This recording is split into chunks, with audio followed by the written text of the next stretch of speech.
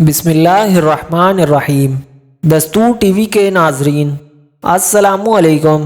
ناظرین، اللہ رب العزت نے مچھر کو کیوں پیدا فرمایا؟ قرآن مجید میں اللہ رب العزت نے یہودیوں کی مثال مچھر سے کیوں دی؟ یہودیوں نے مچھر کی مثال پر کیا اعتراض کیا اور اللہ رب العزت نے کیا جواب ارشاد فرمایا؟ اللہ تعالیٰ نے نمرود کو کیسے ایک لنگڑے مچھر سے ہلاک کیا؟ یہی ہماری آج کی ویڈیو کا موضوع ہوگا، اور اس کے علاوہ اس ویڈیو میں آپ مچھروں کے حوالے سے انتہائی حیرت انگیز معلومات بھی جان سکیں گے۔ ویڈیو کو شروع کرنے سے پہلے آپ سے گزارش ہے کہ ویڈیو کو آخر تک لازمی دیکھیے گا تاکہ آپ اس مکمل معلومات سے مستفید ہو سکیں۔ ناظرین، قرآن مجید کی سورہ بقرہ میں اللہ رب العزت نے ارشاد فرمایا، یقیناً اللہ تعالیٰ کسی مثال کے بیان کرنے سے نہیں شرماتا، خواہ وہ مچھر کی ہو یا اس سے بھی ہلکی چیز کی۔ ایمان والے تو اپنے رب کی جانب صحیح سمجھتے ہیں، اور کفار کہتے ہیں کہ اس مثال سے اللہ نے کیا مراد لی ہے، اور اس کے ذریعے بیشتر کو گمراہ کرتا ہے اور اکثر لوگوں کو راہ راست پر لاتا ہے، اور گمراہ تو صرف فاسقوں کو ہی کرتا ہے۔ ناظرین، مچھر حشرات الارض میں سے مکھی کی ایک قسم ہے۔ دنیا بھر میں مچھروں کی تقریباً 3500 اقسام پائی جاتی ہیں۔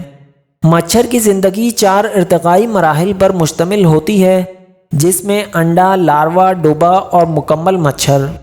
ان کی افزائش عموماً تالابوں، نالیوں یا پانی کے کسی ذخیرے اور پودوں کے پتوں وغیرہ پر ہوتی ہے۔ ان کی زندگی کے پہلے 3 مرحلے 1 سے 2 ہفتے میں مکمل ہو جاتے ہیں۔ مادہ مچھر 1 ماہ تک زندہ رہ سکتی ہے، مگر عام طور پر اس کی زندگی 1 سے 2 ہفتے ہی ہوتی ہے۔ ان کی افزائش اور زندگی میں ماحول کو خاص اہمیت حاصل ہے۔ مچھروں کی اصل خوراک پھولوں اور پھلوں کا رس ہے۔ خون کی ضرورت صرف مادہ مچھر کو ہوتی ہے۔ انڈے دینے کے لیے مادہ مچھر کو فولاد اور پروٹین کی ضرورت ہوتی ہے، جو یہ خون سے حاصل کرتی ہے۔ خون حاصل کرنے کے بعد مادہ مچھر آرام کرتی ہے جب تک کہ یہ خون ہضم نہ ہو جائے اور انڈا تیار نہ ہو جائے۔ مچھروں کی بعض اقسام مسلسل 4 گھنٹے تک ہوا میں اڑ سکتی ہیں، اور رات بھر میں یہ 12 کلومیٹر تک سفر طے کر سکتی ہیں۔ ان کی زیادہ اقسام گرم مرطوب علاقوں میں پائی جاتی ہیں، جہاں یہ سارا سال اپنی زندگی کا پہیہ چلاتے رہتے ہیں۔ سرد موسم اگرچہ غیر فعال ہے، مگر مکمل طور پر سرد موسم میں مچھر ختم نہیں ہوتے۔ مچھر دنیا میں انسانوں کا سب سے بڑا قاتل سمجھا جاتا ہے۔ سالانہ اس سے متاثرہ افراد کی تعداد کروڑوں تک پہنچ گئی ہے۔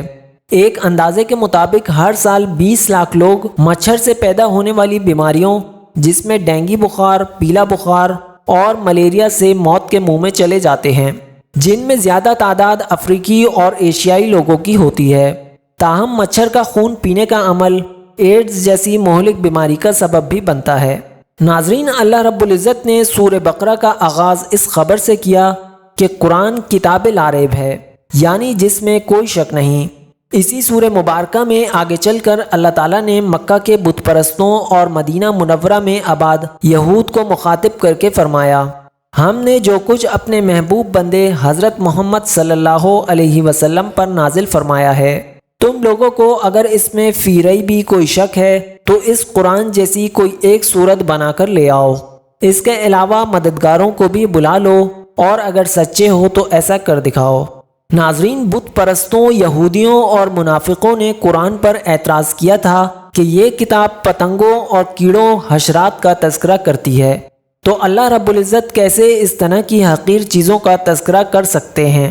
یقیناً ان لوگوں نے ایسی بات کر کے اپنے دلوں میں چھپے تکبر کا بھی اظہار کر دیا تھا کہ مکہ کے لوگ کمزوروں اور غلاموں کو گھٹیا سمجھتے تھے، اور یہودی لوگ تو تمام انسانوں کو ہی اپنے سے کمتر سمجھتے تھے، اور خود کو ایسی اعلیٰ نسل سمجھتے تھے جو باقی انسانیت سے الگ اللہ کی چہیتی اور محبوب تھی۔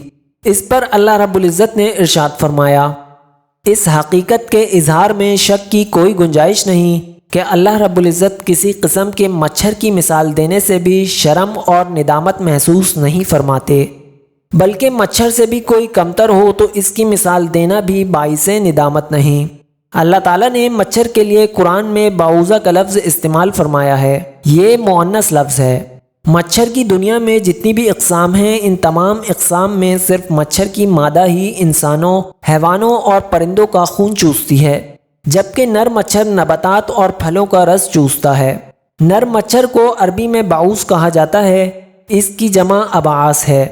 سوال یہ پیدا ہوتا ہے کہ مچھر کی جنسی شناخت تو آج کی میڈیکل سائنس کا کارنامہ ہے کہ جب ہمارے پاس ایسی جدید خوربین موجود ہے جو کسی بھی شے کو ہزاروں اور لاکھوں گنا بڑا کر کے دکھاتی ہے، جبکہ قرآن مجید نے بعوضہ کا لفظ بول کر 1450 سال قبل ہی بتا دیا تھا کہ وہ مچھر جس سے انسانوں کو تکلیف پہنچتی ہے وہ مادہ مچھر ہے، نر نہیں ہے۔ سبحان اللہ! قرآن یقیناً قول صادق ہے جس نے مچھر کی شناخت سے آگاہ فرمایا۔ ناظرین، نمرود بابل کا بادشاہ تھا اور پوری دنیا پر نمرود کی حکومت تھی۔ جن 4 بادشاہوں نے پوری دنیا پر حکومت کی، ان میں 2 مومن تھے اور 2 کافر بادشاہ تھے۔ مومنین میں حضرت ذوالقرنین اور حضرت سلیمان علیہ السلام تھے، اور کافروں میں نمرود اور بخت نصر تھے۔ اس وقت جب نمرود نے سرکشی کی اور اللہ کے نبی حضرت ابراہیم علیہ السلام پر ظلم کیا اور خدائی کا دعویٰ کرنے لگا اور اس کے علاوہ لوگوں پر ظلم و جبر کرنے لگا، تو اللہ کے نبی حضرت ابراہیم علیہ السلام نے دعا کی کہ اے پروردگار، یہ ملعون نافرمان تیرے ساتھ مقابلہ کرنا چاہتا ہے، اس کو ہلاک کر، تیری مخلوق میں مچھر سب سے ادنا اور ضعیف ہے اور کئی جانوروں کی خوراک بنتا ہے۔ میں تیری رحمت سے اس مچھر کو مانگتا ہوں کہ وہ اس مردود کا خاتمہ کرے۔ بس ابراہیم علیہ السلام کی دعا قبول ہوئی۔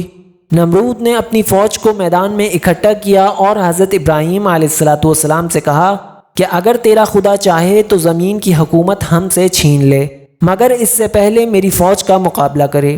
حضرت ابراہیم علیہ السلام نے اس سے کہا کہ مردود، دیکھ میرے خدا کی فوج آ گئی ہے۔ نمرود اور اس کے لشکر نے دیکھا کہ مانند ابر سیاہ ہوا پر کچھ چلا آتا ہے۔ یہ دیکھ کر اس کے لشکر میں ہلچل مچ گئی، مچھروں کا شور پھیل گیا اور اس مردود کا سارا جوش و خروش جاتا رہا۔ یوں اللہ رب العزت نے اس لشکر پر مچھر مسلط کر دیے، انہوں نے ان کا سارا گوشت چٹ کر لیا اور صرف ہڈیاں باقی رہ گئیں۔ ایک مچھر نمرود کی ناک میں گھس گیا اور دماغ میں جا کر اس کا مغز کھانے لگا۔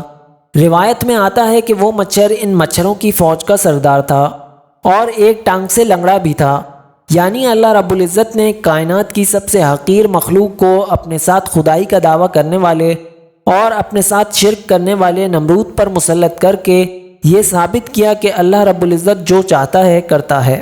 نمرود اس عذاب میں گرفتار ہوا جس کا چارہ کچھ نہ ہو سکا۔